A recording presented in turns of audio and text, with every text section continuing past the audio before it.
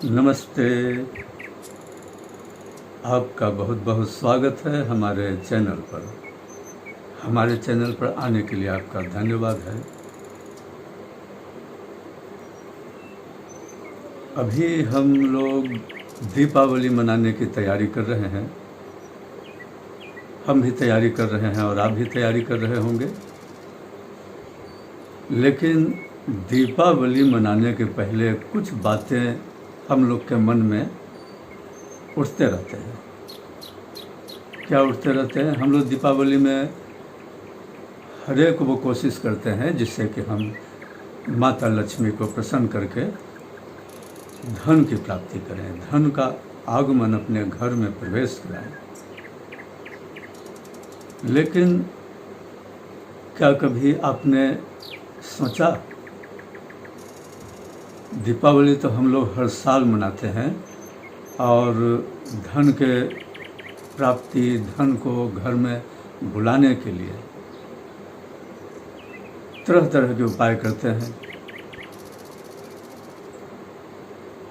लेकिन हम जहाँ के तहाँ खड़े रहते हैं, यानी कि हम धन की प्राप्ति नहीं करा पाते हैं।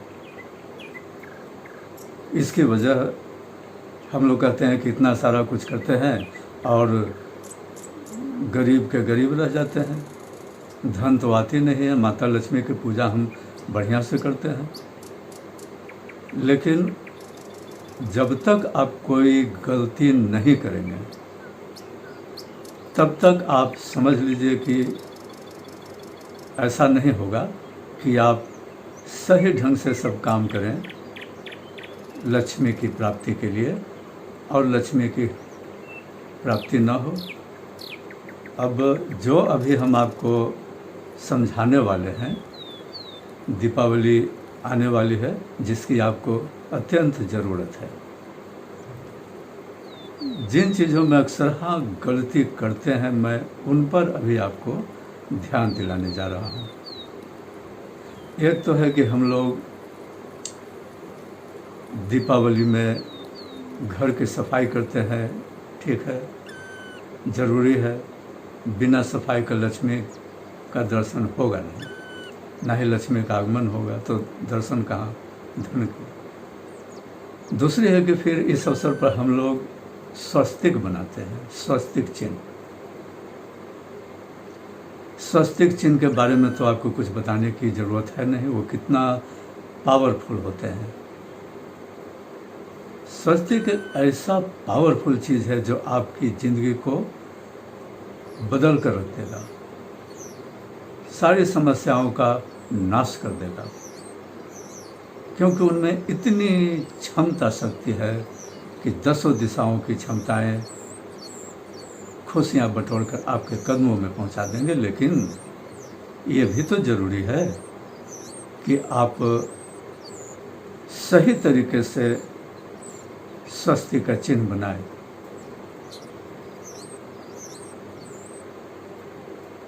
मैंने तकरीबन जितने लोगों को देखा है आज तक अपने लाइफ में, उसको मैंने यही देखा है कि वो स्वस्तिक बनाते हैं गलती बनाते हैं। और रेयर कोई ऐसा होंगे जो बनाते होंगे सही, ऐसा तो नहीं कि हम ही सिर्फ जानते हैं, लेकिन बहुत कम लोग सही तरीका इसके जानते हैं कि कैसे बनाए जाते हैं स्वस्तिक। तो आज हम सबसे पहले दो बातों की ओर आपको ध्यान दिलाने वाले हैं, बताने वाले हैं। दीपावली आने वाली है, आपको ज़रूरत पड़ेगी। एक तो यह है कि आप सही तरीके से स्वस्तिक कैसे बनाएंगे। वैसे स्वस्तिक बनाने के संबंध में कुछ ज़्यादा जानकारी दिया जा सकता है, लेकिन मैं सिर्फ उतना ही अभी बताऊंगा जितना कि आप करके सही स्वस्तिक बना लेंगे और आपका काम हो जाएगा। स्वस्तिक बनाने का मकसद पूरा हो जाएगा।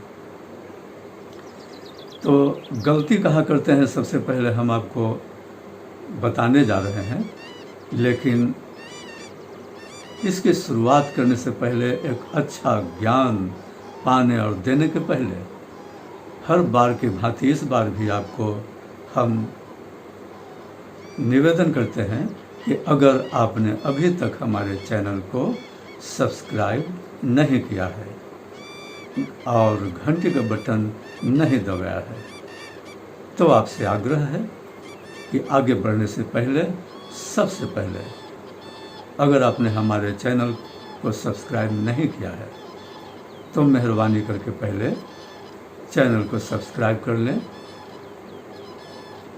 बेल बटन दबा देंगे। ये सारे करने में ना कोई समय न एक न पैसा का खर्च लगता है।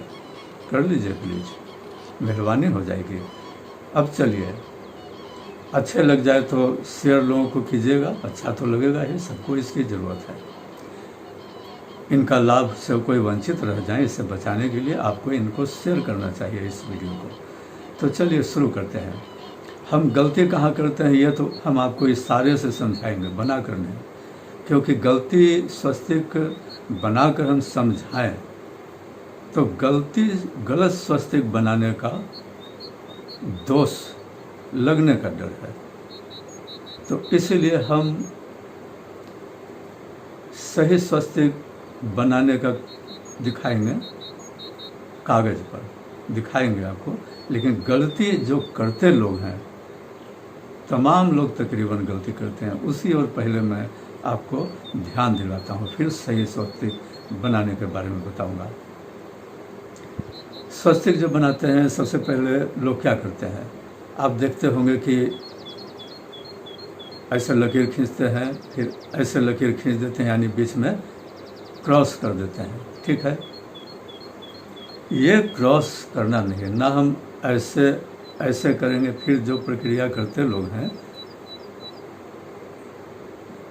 वो चाहे इधर से ऊपर खींचें या ऐसे खींचें, या ऊपर से नीचे खींचें, इधर खींचें या इधर से खींचें और ऐसे करें, बीच में क्रॉस कर देते हैं। ठीक है, दो इधर से इधर जब खींचेंगे तो बीच में क्रॉस होती है ना, दो लकीर खींचेंगे जब बाएं से दाएं, ऊपर से नीचे, तो बीच में क्रॉसिंग होती है, वही नहीं करना है। आप जानते हैं कि स्वस्तिक भगवान गणेश का प्रतीक हैं, भगवान गणेश के प्रतीक हैं और उनके साथ उनका सारा परिवार इसमें बनाए जाते हैं। और अगर ये क्रॉस कर देते हैं, यानी आप उनको काट देते हैं, तो लाभ के बजाय आपको हानि होने लग जाएगी। आप तो जानते हैं कि कोई चीज़ जब तक सही जानकारी नहीं हो, कम से कम धार्मिक चीज़ों का, तो लाभ के बजाय हानि होने का उम्मीद रहता है। तो आप जो गलतियां करते हैं वो यही है कि काट देते हैं बीच से, फिर बाकी की प्रक्रिया करते हैं। हम उससे बचाने का उपाय बताने जा रहे हैं कि कैसे आप बनाएंगे तो वो क्रॉसिंग बीच में नहीं आएगी। आपको स्वस्तिक बनाने के लिए जो जिन चीज़ों की ज़रूरत पड़ेगी, आप उसको पहले देख लीजिए, समझ लीजिए, कागज़ पर लिख लीजिए। आपको गंगा जल का ज़रूरत पड़ेगा ही, और सफ़ेद कागज़ की ज़रूरत पड़ेगी अगर कहीं चिपकाना हो। दीवारों पर बनाना है तो कागज़ की ज़रूरत नहीं है आपको। और कुमकुम की ज़रूरत है आपको, और ये क्या कहते हैं, अष्टगंध की ज़रूरत है आपको। और अष्टगंध की ज़रूरत नहीं भी हो, माली उपलब्ध नहीं हो, तो आपको ये काम ये कुमकुम से भी हो जाएगा। लेकिन बेहतर हो अगर आप अष्टगंध तैयार करके रख लें। कहाँ इस्तेमाल करना है बताऊंगा। और अगर अष्टगंध में जिन जिन चीज़ों की ज़रूरत होती है वो आप समझ लीजिए अपना कि क्या चीज़ से आप अष्टगंध बनाते हैं। वैसे इन झंझटों में पढ़ने से अच्छा है कि आप कुमकुम से बना लें। अष्टगंध में तो अगर तगर, गोरोचन और ये क्या कहते हैं, घी, मध, ये सब 6 चीज़ें मिलाकर बनाए जाते हैं। लेकिन सबसे मुश्किल होता है आपको शुद्ध गुणोचन पाने का। तो बहुत सारी चीज़ें आजकल ऐसे हैं जो कि सही नहीं मिलते हैं, तो मैं वहाँ पर आपको उलझाना नहीं चाहता हूँ।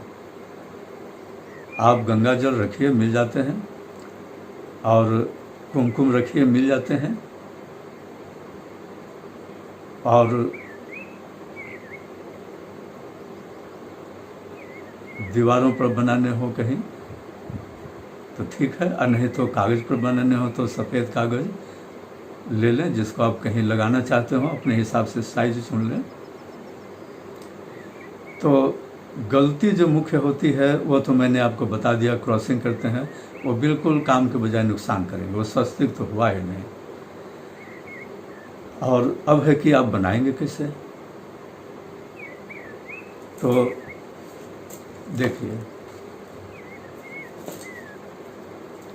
आप बनाएंगे कैसे, हम इस कागज़ पर आपको समझाते हैं, आप ज़रा गौर से समझिएगा। स्वस्तिक को एक तो है कि हम चरखुट्टा बनाएंगे, स्क्वायर में, लंबा नहीं, लंबा ऐसे होता है ना कि लंबाई ज़्यादा है चौड़ाई कम है, तो वैसे नहीं, लंबाई चौड़ाई बराबर, यानी स्क्वायर चरखुट्टा बनाना चाहिए। अब क्रॉसिंग से बचने का उपाय क्या है। सबसे पहले तो गंगा जल से हम उन चीज़ों को, अगर हम दीवार पर बना रहे हों तो चलिए थोड़ा सा गंगा जल उस पर उंगली से छीट देंगे शुद्धिकरण के लिए। धोएंगे तब तो भीग जाएंगे दीवार, या धोएंगे कागज़ तो कागज़ खराब हो जाएंगे। तो शुद्धि के लिए आप उंगली से थोड़ा सा विध के तौर पर गंगा जल छिड़क दें पहले उन जगहों पर, वो शुद्ध हो जाएंगे। आपके अगर हृदय शुद्ध है तो वो भी शुद्ध हो जाएंगे। ज़रा पवित्र मन से बनाइएगा।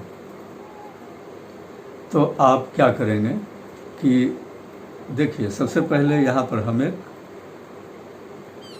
बिंदु, आप कुमकुम से बनाइएगा, हम पेन से बना रहे हैं, और उसके बाद फिर चूँकि चरखुट्टा बनाना है हमको, तो इधर की ओर ले जाएंगे समान दूरी पर, और फिर इतना ही दूरी इधर की ओर खींचेंगे। दूरी का ख्याल रखेंगे, नहीं तो वो चरखुट्टा स्क्वायर में नहीं बनेंगे। देखिए, तो दूरी का हम ख्याल रख करके यहाँ पर बना दिए 3। फिर ठीक इसके ऊपर जितना दूरी आपने इधर बनाए हैं और इधर बनाए हैं, उतना ही दूरी हम इसको ऊपर की ओर ले जाएंगे।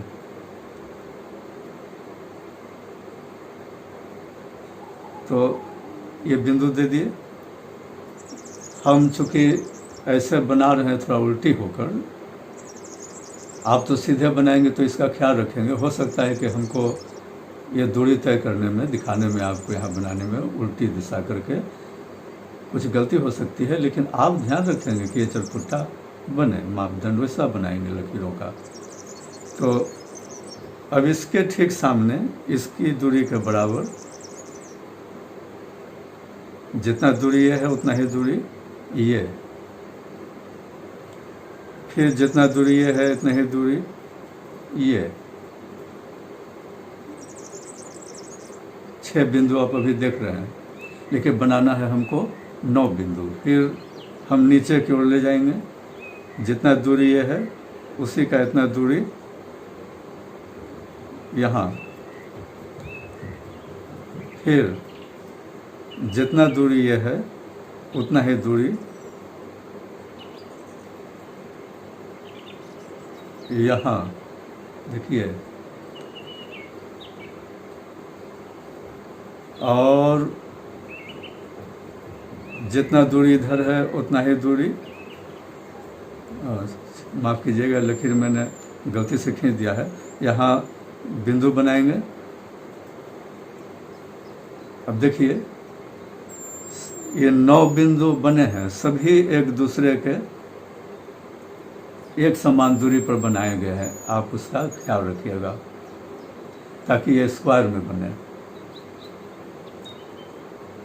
अब हम जो पहले बताए कि जो लोग गलतियां करते हैं तो वो कैसे करते हैं कि सीधे यहाँ से लकीर इधर खींचते हैं और फिर ऊपर से नीचे खींचते हैं। किधर से भी खींचते हो लेकिन वो क्रॉसिंग यहाँ पर ला देते हैं, यही चीज़ नहीं करना है। उसी का उपाय हम बता रहे हैं आपको। और ये इतना परफेक्ट स्वस्तिक बनाना हम बता रहे हैं कि आपको बताने वाला शायद ही कोई मिले। मिलेंगे, ज़रूर मिलेंगे, ऐसा नहीं है कि कोई नहीं मिलेंगे, लेकिन शायद ही कोई आपको मिले। तो आप भी जब देखेंगे बनाते हुए तो ये मानेंगे कि इसमें बहुत सारी ऐसी चीज़ें बताए गए हैं जिसमें आप लोग गलतियाँ करते रहे थे। तो चलिए, ये 9 बिंदु बन गए हैं समान दूरी पर। अब हम देखिए क्या करते हैं कि सारे चीज़ों को बनाते हैं, स्वस्तिक का रूप देते हैं, लेकिन ये बीच में क्रॉस नहीं हो तो हम कैसे लकीरों को खींचेंगे, भुजाओं को कैसे बनाएंगे, ये देखिए। सबसे पहले हम यहाँ ये जो है देख लीजिए,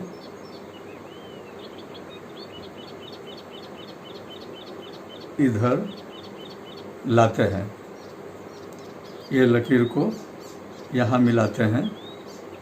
गौर से देखिएगा और समझिएगा। समझ में नहीं आए तो इसको कई बार देखिएगा, माइंड में बैठा लीजिएगा, कागज़ पर बनाकर प्रैक्टिस भी कर लीजिएगा।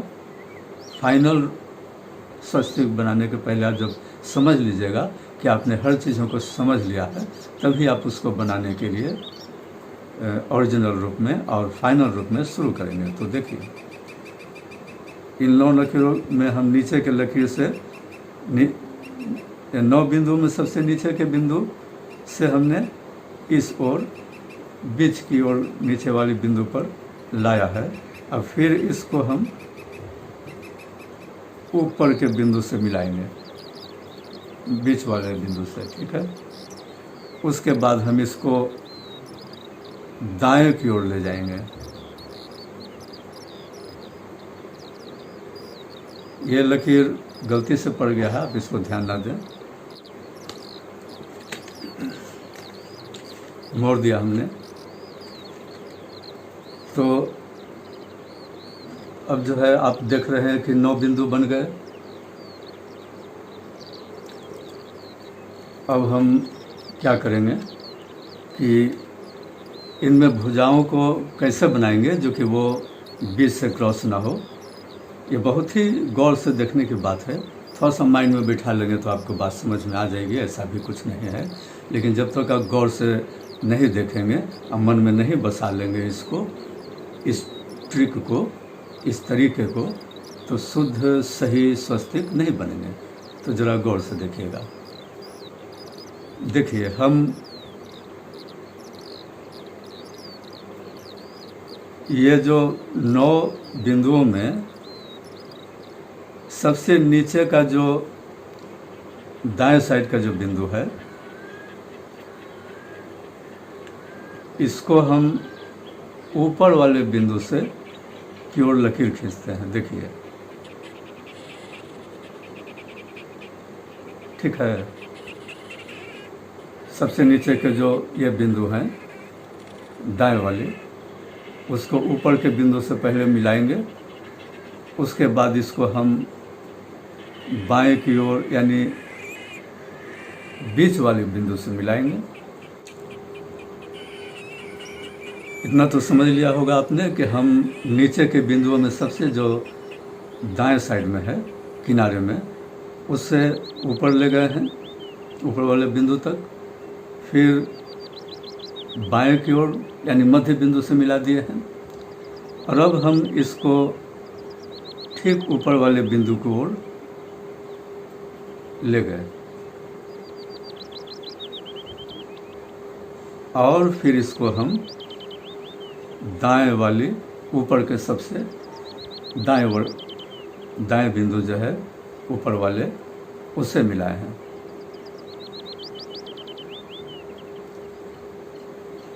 ऐसे ऐसे ऐसे ऐसे।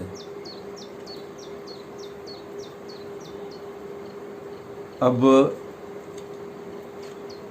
दूसरी बार में हम, एक बार में तो इतना बनाएंगे हम, दूसरी बार में हम क्या करने वाले हैं कि पहले तो हमने ये किनारे वाले से शुरू किया था, यानी सबसे नीचे के दाएं वाली बिंदु से शुरू किया था, और अब हम सबसे बाएं वाली जो बिंदु है नीचे वाले का, ये जो नीचे के बिंदु हैं बाएं वाली, अब हम यहाँ से शुरू करते हैं। स्टार्टिंग यहाँ से बिंदु से किए थे और फिर पहली बार, अब दूसरी बार हम यहाँ से शुरू करेंगे और इसको यहाँ से ले जाकर इस बिंदु से मिलाएंगे। देखा आपने, यहाँ से चलकर यहाँ मिलाए और अब हम इसको यहाँ से चलकर यहाँ मिलाए। अब देखिए ये पॉइंट पर तो आ गए, लेकिन बिना क्रॉसिंग हुए इस बीच वाले पर ये मिल गए हैं।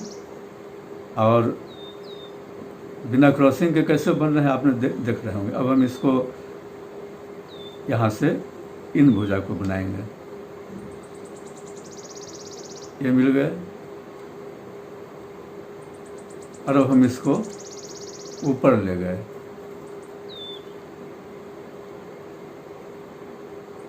इस बार हमने क्या किया, सबसे नीचे के बाएं बिंदु को दाएं ले गए और फिर इसको ऊपर ले गए और फिर इसको बाएं ले आए, बाएं वाली बिंदु से मिला दिए और फिर इसको ऊपर को बिंदु मिला दिया। अब देखिए जो कुछ भी अब तक हमने लकीरों को यानी स्वस्तिक के भुजाओं को खींचा है, ये कहीं क्रॉसिंग नहीं हुआ। इन जगहों पर यहाँ पर जो क्रॉसिंग बना दिए जाते हैं, यानी कि गणेश जी को काट दिया जाता है तो फायदे के बदले नुकसान होते हैं। तो अभी जो बने हैं जिस तरीके से, तो आपने कहीं पर देखा क्रॉसिंग नहीं हुआ है, बिना क्रॉसिंग किए 4 भुजाएं बन गए। अब देखकर तो आप इन्हें समझ सकते हैं कि स्वस्तिक हैं, लेकिन अभी ये पूर्ण नहीं हुआ है, अभी बहुत कुछ बाकी है, क्योंकि अभी तो सिर्फ 4 भुजाएं बनी है, यानी 4 दिशाएं ही सिर्फ तैयार हुए हैं। लेकिन ये ब्रह्मांड प्रकृति में कुल 10 दिशाएं हैं। उत्तर, दक्षिण, पूर्व, पश्चिम, ईशान, वायव्य, नैऋत्य, अग्नि। तो 4 दिशाएं तो अभी हम देख रहे हैं आप, इनमें हम बनाएंगे 8 दिशाएं। अब इसके आगे का संभव है कि आप समझ गए, मुख्य प्रॉब्लम था ये क्रॉसिंग से बचना। कुछ और भी आगे बारीक चीज़ें हैं जो हम बताएंगे। तो ये तो बन गए 4 दिशाएं। अब 4 भुजाओं को और बनाएंगे तभी कि 8 दिशाएं तैयार हो जाएंगे। 2 दिशाओं को इसमें इंगित नहीं किए जाते हैं, उसकी ज़रूरत नहीं है, आकाश और पाताल। तो देखिए 4 भुजाएं यानी 4 दिशाएं को तो दिखा दिया हमने, बिना क्रॉसिंग का ये बन गए हैं स्वस्तिक। अब हम क्या करते हैं, चारों कोण के बारे में जो भी हमने नाम बताया था वो ऐसे बनाएंगे कि इसको कोण से सीधा नहीं ले जाएंगे, कोण की ओर ले जाएंगे, और इसी तरीके से इसको ले जाएंगे, उसी तरीके से इसको ले जाएंगे, और इसी तरीके से इसको ले जाएंगे। अब देखिए कि 8 दिशाएं बन गए। ठीक है। और अब ये स्वस्तिक की 8 दिशाएं जो हमको जरूरी है शुद्ध तरीके से बन गए हैं। और फिर अब बारी है,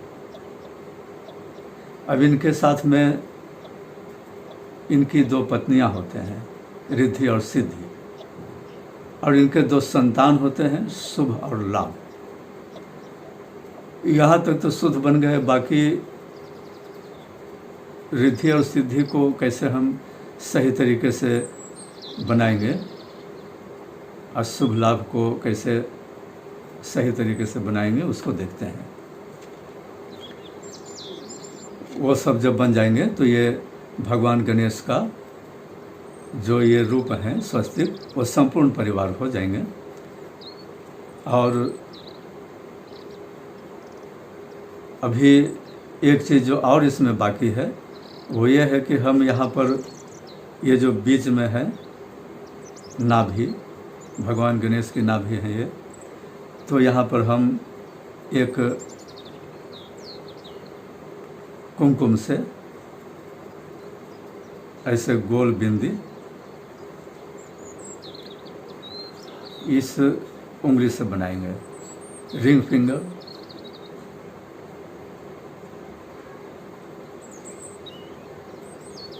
रिंग फिंगर से इसको ये सेंटर बनाएंगे। अभी ये जो आप देख रहे हैं हम तो आपको पेन से समझा रहे हैं, लेकिन आपको कैसे बनाना है, पेन से नहीं बनाना है। आपको ये सारी प्रक्रिया को इस उंगली से, यानी रिंग फिंगर जिसमें हम अंगूठी पहनते हैं, रिंग फिंगर, ये तो ये हम तो आपको समझाने के लिए कागज़ लिए हैं और एक पेन लिए हैं और उससे समझा रहे हैं, लेकिन आपको कैसे बनाना है, रिंग फिंगर से, इसी से ही बनाना है और किसी दूसरे उंगलियों से नहीं। वैसे तो लोग भोजपत्र पर बनाते हैं तो चलिए उस पर एक काढ़े का लकड़ी बनाते हैं, वो पेड़ के लकड़ी से छील करके पेन जैसा रूप देते हैं तब बनाते हैं। अगर उनको क्या कहते हैं कि भोजपत्र पर बनाना होता है स्वस्तिक, लेकिन वो इतना पतला होता है कि जिस पर आप उंगलियों से बनाने के लिए थोड़ा प्रॉब्लम होगा। तो बनाए भी जा सकते हैं, लेकिन उस पर लोग लकड़ी के बनाए हुए पेन से बनाते हैं। लेकिन आपको जो हम बताने जा रहे हैं, दीवार और ऐसे कागज़ पर जहाँ आप कहीं दीवार पर चिपकाएंगे। भोजपत्र बनाते हैं लोग जो कि ताबीज़ में डाले जाते हैं, तो वो तो लकड़ी से बनाकर लोग, चूँकि लकड़ी पतले लकीर खींचने में संभव है, तो भोजपत्र भी पतले लकीर यानी छोटे बनाए जाते हैं ताकि वो ताबीज़ में अट जाए। लेकिन हम ताबीज़ पर बनाने के लिए तो ही बता नहीं रहे हैं आपको। दीपावली में जैसे आप बनाते हैं दीवारों पर और कागज़ में तैयार होकर कहीं चिपका सकते हैं, दुकानों में या कहीं जहाँ मन हो, घर, मुख्य दरवाजे चिपकाएंगे आप, गिरेगा नहीं ज़मीन पर, इसका ख्याल रखेंगे। तो देखा आपने, बीच में हम एक नाभि में इस उंगली से बना दिए, नाभि चक्र बना दिए। और अब बारी है कि हम ये जो संपूर्ण एरिया है, जो बने हुए जितनी दूरी को देख रहे हैं, उससे थोड़ा सा ऊंचाई लिए हुआ है, नीचे से थोड़ा ज़्यादा होगा और ऊपर से भी थोड़ा ज़्यादा होगा। 2 लकीर हम बाएं और दाएं बनाएंगे। देखिए ये जो हमने लिया है यहाँ, उससे थोड़ा सा नीचे एक यहाँ बिंदु दे देंगे, थोड़ा सा नीचे, ताकि इससे हमको थोड़ा सा बड़ा लकीर खींचना है। ये जो दूरी है उससे थोड़ा सा बड़ा, तो हम इससे थोड़ा सा लकीर को यहाँ ले आएंगे। जब उसी तरीके से ऊपर में, इससे थोड़ा सा ऊपर में एक बिंदु देंगे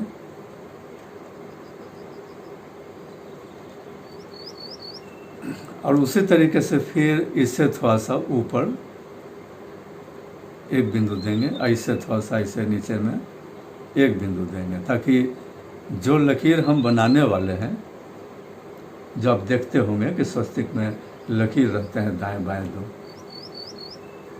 तो वो इस स्वस्तिक से थोड़ा बड़ा होता है। तो इसीलिए हमने बताया कि पहले आप इससे थोड़ा दूरी ऐसे ध्यान से बिंदु दे देंगे, ताकि इससे थोड़ा सा लंबी लकीर हो।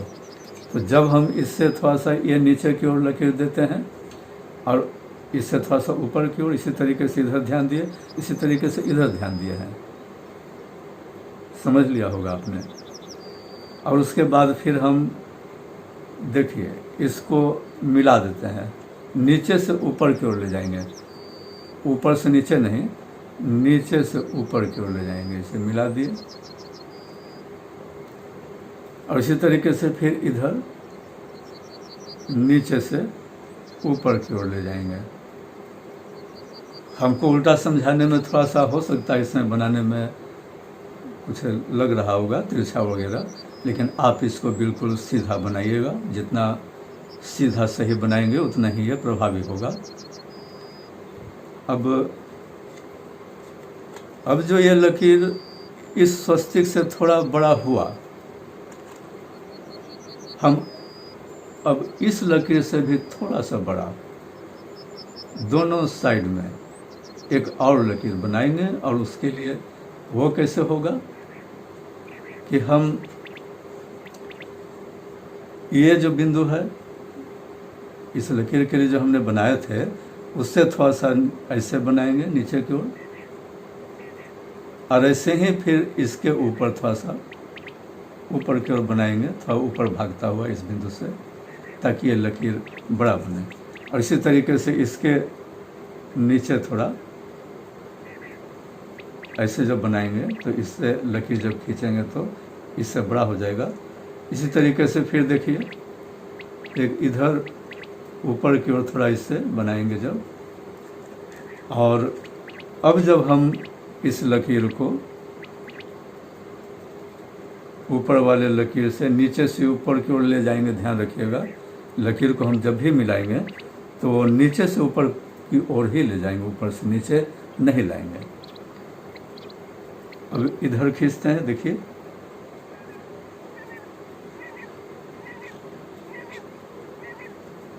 अब देखिए ये जो दाएं बाएं लकीर बने हैं, दोनों लकीर स्वस्तिक से बड़े हैं। एक स्वस्तिक से थोड़ा बड़ा है और दूसरा उससे और थोड़ा बड़ा है। लेकिन ये बड़ा हम कैसे बनाएंगे सो आपको बता दिए हैं। इतना बनाने में तो कोई दिक्कत है नहीं आपको। अब नहीं समझ में आता हो तो वीडियो को कई बार देख करके माइंड में बैठा लेंगे कृपया। तो ये जो आप देख रहे हैं लकीर, जो स्वस्तिक के दाएं बाएं बताए हैं, तो ये बाहर की जो दोनों तरफ का लकीर है सबसे बड़े। ये जो दाएं वाली सबसे बड़े लकीर हैं, इधर से भी जो बड़े लकीर हैं, तो ये लकीर हैं, इनको हम रिद्धि कहते हैं। ठीक है, भगवान गणेश की पत्नी है रिद्धि।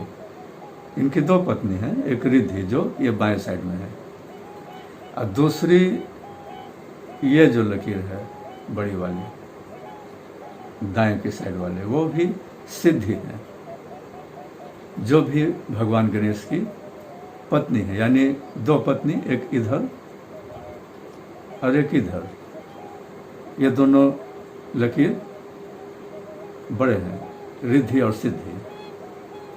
और उनके बगल में जो ये आप दो छोटे लकीर देख रहे हैं,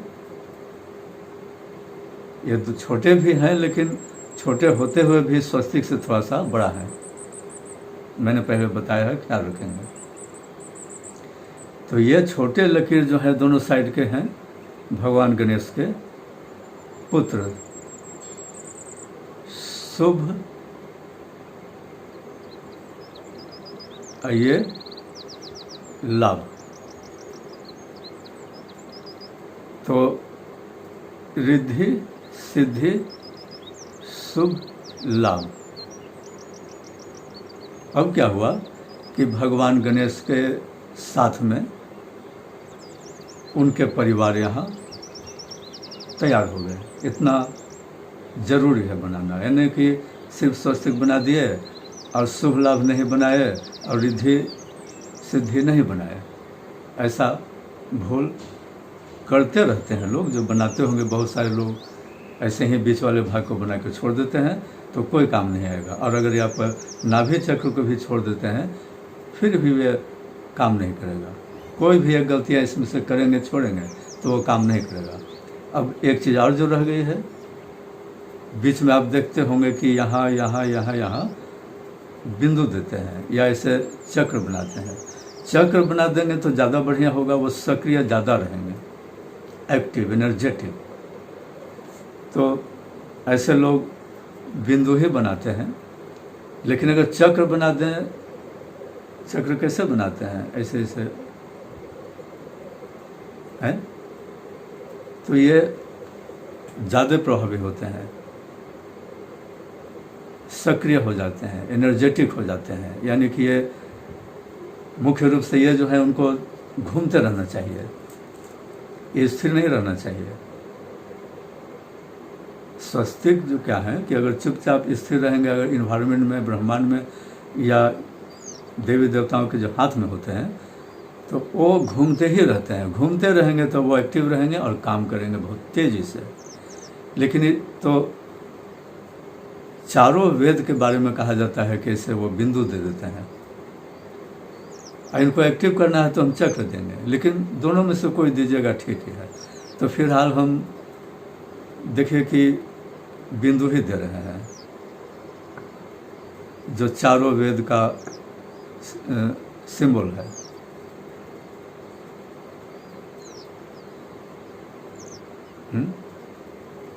ये चारों वेदों का सिंबल हो गए।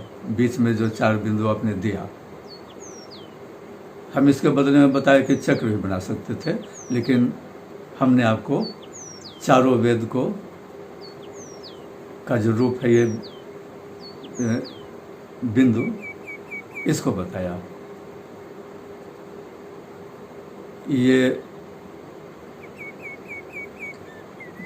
ये चारों वेद जो है इनका अपना अपना नाम है।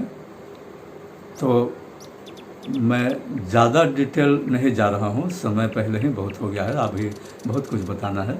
तो समझ लीजिए कि चारों वेद हैं ये। और अब ये आपको संपूर्ण शुद्ध, बिना बीज से कटिंग किए हुए बन गए हैं। और जो कुछ भी इसमें होना चाहिए था सही तरीके से बनकर तैयार हो गए हैं। कहीं कोई इसमें मिस्टेक नहीं है। आप दुकानों में बनाइए, मकान में बनाइए, गाड़ी मोटर वाहनों पर बनाइए, इसी तरीके से बनाया करें। मैंने तो वाहनों में बनाते हुए पंडित जी को भी देखा है गलती करते हुए। मैंने उन्हें याद दिलाया तो उन्होंने इसे स्वीकार किया था कि गलती हुई है मुझे, हम लोग ऐसे ही बना देते हैं हड़बड़ी में, लेकिन ये जो आपने बताया है, आपका कहना सही है। तो उन्होंने भी माना था। मैंने कुछ पंडित जी को जो गलती करते थे क्रॉसिंग करने का, उनको भी याद दिलाया था। उन्होंने स्वीकारा कि ऐसे ही सही बताया है आपने, होना चाहिए ऐसे ही। मेरा इरादा ऐसा कहकर किन्हीं पंडित को गलत साबित करने का नहीं है, ये तो मैंने आपको समझाने के लिए कह दिया है। तो स्वस्तिक तो बन गए और आपका एक काम हो गया। वीडियो लंबा है, आप रोक करके पूरा देखेंगे। अभी तो सिर्फ हम स्वस्तिक बनाने का ही बताए हैं, लेकिन अगली बारी है जब आप डेंट पेंट करेंगे, हम एक ही बार बता दे रहे हैं। क्योंकि दीपावली अब नज़दीक है, एक आज बनाएंगे फिर कब मौका मिलेगा। जो आप पेंट पोचारा करने में लगने वाले हैं या लग गए होंगे, तो बहुत ही महत्वपूर्ण है, उसमें गलती होगा तो दिवाली मनाने का और उससे लाभ उठाने का, धन प्राप्ति का शौक़ आपका पूरा नहीं होगा, संकटों से घिर जाएंगे। तो हम वीडियो लंबा हो गया, फिर भी आपको इसी वीडियो में उसको बता दे रहे हैं। आप एक बार नहीं देखेंगे तो बारी बारी से देख लेंगे।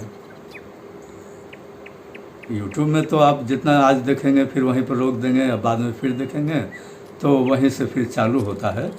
आप अपना कैसे बारी बारी से देखेंगे समझ लीजिएगा। लेकिन हम आज ही आपको भी बता देते हैं, क्योंकि दीपावली अब आने ही वाली है, समय हाथ में नहीं है कि हम बताएं और आप पेंटिंग कराएं। आपके भी बात तो समय होनी चाहिए, पेंट पुचारा का समय तो आ ही गया है। तो इसके पहले कि आपको देर हो जाए, मैं उसको भी आपको बताने जा रहा हूँ। तो यह तो आपने समझ लिया होगा। अब चलिए, एक बात तो पूरा हो गई ईश्वर की कृपा से। हम समझते हैं कि हम आपको सही तरीके से समझाने में सफल रहे हैं और आप समझ लिए होंगे। अब दूसरी बारी है कि हम घर को रंग रोगन, पेंट पुचारे जिसको कहते हैं, हम करते हैं। तो वहाँ पर हम भूल नहीं करें। ये चारों दिशाओं में जो रंग हम भरते हैं दीपावली के अवसर पर पेंट पुचारे करने में, वो अगर गलती पेंटिंग कर देते हैं तो आपको भारी नुकसान होगा, समझ लीजिए बातों को। और इस नुकसान से बचने का एक मामूली सा उपाय है। शौक लोगों का दो तरीके का होता है। एक तो सोचते हैं कि चलिए हम पेंट पुचारा कर दिए, यानी कि उजला रंग से कर दिए। उजला रंग से अगर सफ़ेद रंग से आप पेंटिंग कर देते हैं तब तो आपका चल जाएगा। सफ़ेद रंग से पेंटिंग अगर आप करते हैं सभी जगहों को, तो इसमें तो कोई नुस्ख नहीं है। ये बिल्कुल सही है कि आप सफ़ेद रंग से कर दें, तब कहीं कोई प्रॉब्लम नहीं है। लेकिन अगर आपको रंगों में रुचि है कि हम मकान को मल्टी कलर से पेंटिंग करें, तब आपको एक चीज़ का तो ज़रूर ख्याल रखना होगा कि हम किन दिशाओं में किन रंगों से पेंटिंग कर सकते हैं। ऐसा नहीं है कि आप जिधर चाहें जो रंग डाल दें, पूर्व पश्चिम उत्तर दक्षिण में जो रंग डाल दें, ऐसा नहीं है। अपने मर्जी से, अपनी पसंद से जो रंग डाल दें। अगर गलती डाल दिए बिना सोचे समझे तो आपको भारी नुकसान होगा। भारी नुकसान से मतलब क्या? वो नुकसान कई तरीके के होते हैं जो ज़िंदगी में आते जाते रहते हैं। उसको भी बताने का कोई ज़रूरत नहीं है। जो भी ज़िंदगी में संकटें, परेशानी आते हैं, वो आप जानते हैं कि क्या क्या परेशानियाँ लोगों की ज़िंदगी में आते हैं। तो गलत रंग के पेंटिंग से ही ये सब खड़े होते हैं। अगर आप पेंटिंग को देखते हैं, ऐसे तो कई वजह हैं, लेकिन पेंटिंग भी एक उसमें प्रमुख है अगर करते हो। तो चलिए हम आपको बताते हैं कि अगर सफ़ेद करते हैं तब तो कोई झंझट नहीं, आप कर लीजिए, बेहतर है।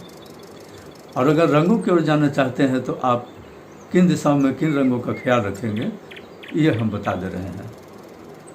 और चूँकि हम दीपावली मनाने जा रहे हैं और धन प्राप्ति का उम्मीद रख रहे हैं, माँ लक्ष्मी को प्रसन्न कर रहे हैं, तो मुख्य मामला है धन प्राप्ति का। तो धन का इलाका है हमारा उत्तर दिशा। उत्तर दिशा से धन का आगमन होना है। वहाँ पर कुबेर होते हैं, और कुबेर जहाँ होते हैं वहाँ लक्ष्मी भी होते हैं। अब वैसे से स्वस्तिक बनाने बताया, तो स्वस्तिक जहाँ बनाएंगे तो जहाँ यानी भगवान गणेश, तो जहाँ भगवान गणेश वहाँ लक्ष्मी भी। तो सही होना चाहिए, दोनों चीज़ सही होना चाहिए, स्वस्तिक और रंगों का हिसाब किताब। तो उत्तर दिशा में हम रंग सही कौन सा दे सकते हैं? अगर हम रंगों की ओर जाते हैं तो उत्तर दिशा जल का क्षेत्र है। ये चारों दिशाएं अलग अलग क्षेत्र हैं जो जिसको हम लोग तत्व कहते हैं, जिन तत्वों से ये शरीर हमारा बनता है। क्या ये अग्नि है, ये वायु है, ये आकाश है और ये मिट्टी है, पृथ्वी, और ये जल है।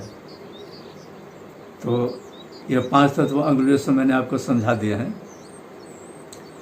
तो इन्हीं को सेटलमेंट हम जो शरीर से जुड़ा हुआ ये बताया हमने आपको 5 तत्व जिससे शरीर बने, उन्हीं का एडजस्टमेंट है दिशाओं में रंगों को भरना। अगर ये सही सेटलमेंट होती है तब सब कुछ सही जाएगा, और इनमें अगर गलती होती है तो गलत दिशाओं में चले जाएंगे। तो उत्तर की ओर हम थे, क्योंकि धन प्राप्ति करना है हमें दीपावली में। तो उत्तर में जल क्षेत्र है और उनका रंग है नीला, ब्लू। कोई भी रंग देंगे तो याद रखिएगा कि वो गहरा रंग नहीं होना है। चारों दिशाओं में जो भी रंग देंगे वो गहरा रंग नहीं होगा, जो भी होगा वो हल्का ही रंग होगा। तो हम ब्लू बोल रहे हैं तो आप ब्लू रंग देंगे हल्का, उत्तर दिशा की बात बता रहे हैं। और इधर आप चाहें तो हल्का हरा रंग भी दे सकते हैं। भूल कर भी इस उत्तर की दिशा में आप लाल रंग और पीला रंग नहीं देंगे। उत्तर की दिशा में लाल रंग और पीला रंग भूल कर भी नहीं देंगे, ये आपको भारी नुकसान पहुंचा देगा। क्या क्या नुकसान पहुंचाएंगे इस पर भी हम नहीं जानना चाहते हैं। उसकी एक दूसरी कहानी है, कभी बताएंगे। परेशानियाँ क्या होता है भाई? नौकरी किसी को नहीं मिलते हैं, संतान किसी को नहीं होते हैं, या धन नहीं हाथ में ठहरते हैं, आया हुआ धन चला जाता है, रोग परेशानी होती है, रोग बीमारियां होते हैं, शरीरों के अनेकों कष्ट होते हैं, केस मुकदमा होते हैं। ये जो परेशानियां हैं इसको बताने की जरूरत नहीं है। तो ये सब गलती होने से इन सबों का क्रिएशन होता है। आपको धन का आगमन के बजाय परेशानियां बढ़ जाएगी। तो वो तो दूसरे तरीके के एक बातें हैं जिस पर हम कभी बाद में जाएंगे कि किधर से कौन रंग देंगे तो कौन सी परेशानियां, बीमारियां, कष्ट आपको आएंगे। वो बाद में भी हो सकता है, लेकिन अभी है सही रंग रोगन हम कर लेंगे तो बाकी सब तो स्वयं ही सुधर जाएंगे। रंगों से ही हम समझा देते हैं, सब ठीक रहेगा। तो हमने उत्तर के बारे में बताया कि आप इधर ब्लू रंग दें, हल्का ब्लू, या हरा रंग दें, और लाल और पीला हरगिज न दें। समझ गए? अब चलिए हम पूरब की ओर चलते हैं। पूरब में हमको रंग देना है हरा, हरा या पिंक। हरा क्या? हल्का हरा, वायु का क्षेत्र है वो। पूरब जो है वायु का क्षेत्र है। ये तो हमको उधर देना है हरा या पिंक, ना ही उधर हम लाल ले जाएंगे पूरब की ओर, और ना ही हम पीला ले जाएंगे पूरब की ओर। उधर देंगे हल्का, या हाँ उधर देंगे हल्का हरा या पिंक। एक तरीके से उत्तर और पूरब का रंग मेल जोल खाता है। इन दोनों दिशाओं में बचना है मुख्य रूप से लाल और पीला रंग से। हम बार बार आपको ठीक से समझा रहे हैं ताकि गलतियां न करें। तो चलिए, 2 दिशाओं को तो आपने समझ लिया। और अब हम जा रहे हैं दक्षिण की ओर। तो दक्षिण की ओर हमें देना है ऑरेंज कलर। लाल, हल्का लाल देंगे वो ऑरेंज ही रूप ले लेगा। तो गहरा रंग तो हमने मना किया है, तो लाल नहीं देंगे। लाल ऐसे क्षेत्र ये अग्नि का है दक्षिण, तो लाल हुआ, लेकिन आप प्योर लाल गहरे रंग का नहीं देंगे दक्षिण कोण की पेंटिंग में। आप इधर देंगे ऑरेंज, और दक्षिण में भूल कर भी आप ब्लू नहीं देंगे, हरा भी नहीं देंगे।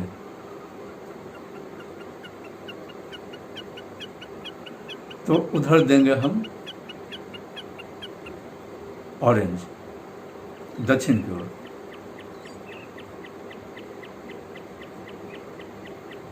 और अब हम चले जाते हैं पश्चिम की ओर। पश्चिम की ओर से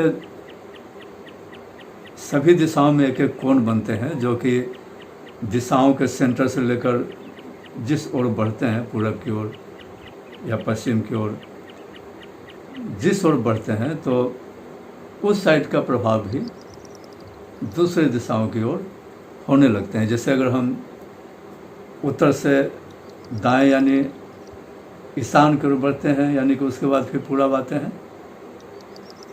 तो जैसे ही हम उत्तर से दाएं की ओर बढ़ते हैं ईशान, और तो पूरब की ओर घूमेंगे, तो दाएं होते ही, उत्तर से दाएं होते हैं तो पूरब का प्रभाव में आने लग जाएगा। और अगर उत्तर से बाएं की ओर बढ़ते हैं तो वायव्य और पश्चिम, जो कि पृथ्वी तत्व से प्रभावित है, तो उसका प्रभाव आने लगता है। तो हम 4 दिशाओं से ही अभी आपको समझा रहे हैं रंगों का हिसाब। वैसे चलिए पहले हम 3 दिशाओं को तो बता दिए हैं, और अब हम पश्चिम की ओर बता रहे हैं। पश्चिम का रंग है, पश्चिम में जो आपको देना है नेतृत्व को लेते हुए पीला, पीला रंग। यह मिट्टी का रंग है। मिट्टी 5 तत्वों में एक मिट्टी जो है वो। तो हम पश्चिम और नेतृत्व, जो पश्चिम और दक्षिण का कोना है, वो सब इलाके को पीला से करेंगे। उधर ना ही हम ब्लू ले जाएंगे और ना ही हम हरा ले जाएंगे। उत्तर और पूरब वाले रंग को हम पश्चिम की ओर नहीं ले जाएंगे। जिधर का जो रंग है उनको वही रंग देंगे। अब ये रंग क्या चीज़ है? देखिए, शरीर से अगर देखें तो जो मैंने बताया कि अग्नि और वायु, आकाश, ये मिट्टी और ये जल, अंगुलियों में 5 जो तत्व बताए गए हैं वो इसी तरीके से अंगुलियों में मैंने समझाया आपको। अब दिशाओं में एक तो आकाश की ओर चली जाती है, जो आकाश बोले, बाकी 4 जो हैं वो दिशाओं में हैं। तो मैंने बताया था कि उत्तर जल क्षेत्र है और पूरब वायु क्षेत्र है, और दक्षिण अग्नि क्षेत्र है और पश्चिम मिट्टी क्षेत्र है, और आकाश तो ऊपर की ओर है, जो यहाँ पर आकाश सीलिंग है। तो उसमें आप चाहें तो नीला रंग दें या उजला रंग दें। आकाश में नीला दें या उजला दें, बाकी कोई रंग ना दें। तो अब ये सभी दिशाओं के रंग आपको मिल गए। अब इन रंगों में एक और भी आप चाहें शौक हो अगर आपको, तो भी कर सकते हैं।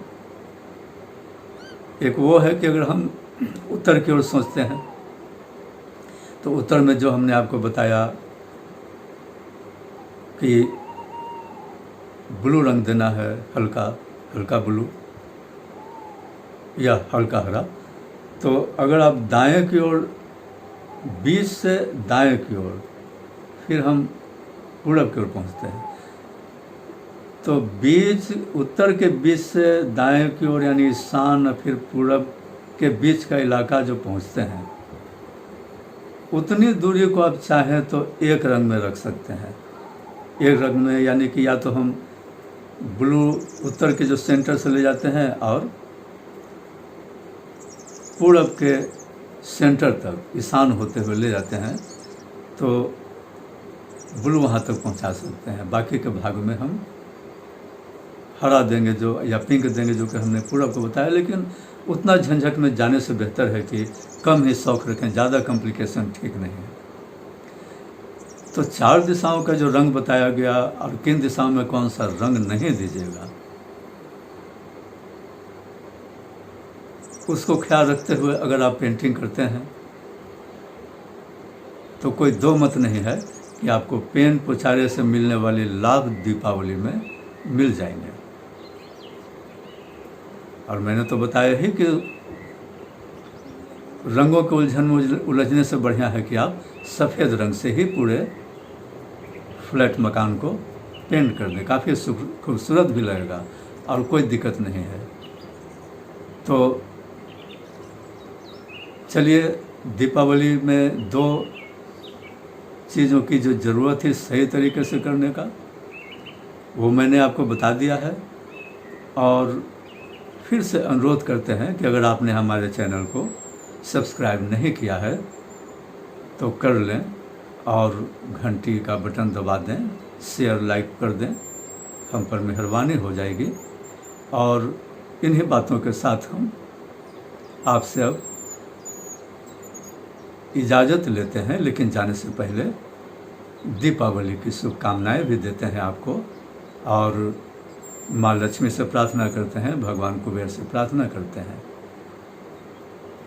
कि वो आपको धन से माला माल कर दें, आपकी सारी इच्छाएं धन के मामले में पूर्ण कर दें।